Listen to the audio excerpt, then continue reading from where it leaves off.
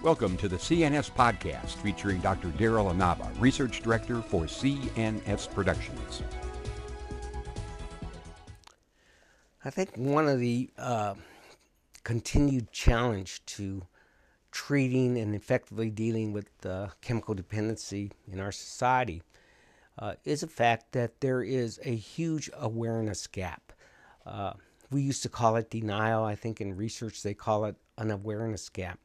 When they use a DSM-4 criteria or diagnostic criteria and screen a lot of people or see whether or not they have a problem with drugs and alcohol abuse, what they find consistently is about 75% who those who meet criteria or who we can diagnose to have a problem, a substance use disorder, a substance abuse or substance dependence problem, those who meet that criteria, 75% at least, I think it's actually more in many studies, 75% when they're asked about their drug use or their alcohol use, they say they don't have a problem. There's no issue at all that they have, and they don't consider them to be a substance abuser or substance user. Well, that's huge. In addition to that, we need to be able to identify these individuals and bring to them an understanding that they do meet criteria and that they should be looking at their use of drugs and alcohol, and then getting them to what we know to be effective. I believe that treatment and intervention is extremely effective in substance abuse. I think it's as good or sometimes better in treating many other medical illnesses.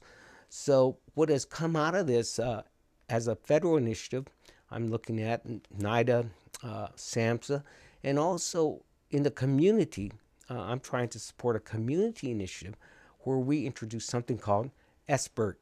S-BIRT is an acronym, S-BIRT. S-BIRT stands for Screening, Brief Intervention, Referral, and Treatment. And what that does is using very, very simple tools. You can even use a CAGE diagnostic criteria. You can use a 2-question. You can use a 4P+. Any of the validated tools to diagnose problems with alcohol. That you can screen every patient that comes into the medical system. Every patient comes into emergency room. I think the state of Oregon is looking at screening everybody who applies for a job, the workforce in Oregon, with these simple tools to help you diagnose and identify and help the addict or the person themselves identify if they're having a problem with drugs and alcohol. And for those who meet minimum criteria for potentially having a problem, introducing a very 5-minute, a short, at the most 7 or 10-minute intervention, just educating them about drugs and the impact of drugs and what it looks like to have a drug problem, things like that. And for those who are willing to then refer them into a treatment system and then navigating them or having case management that gets them into treatment and helps them participate in treatment.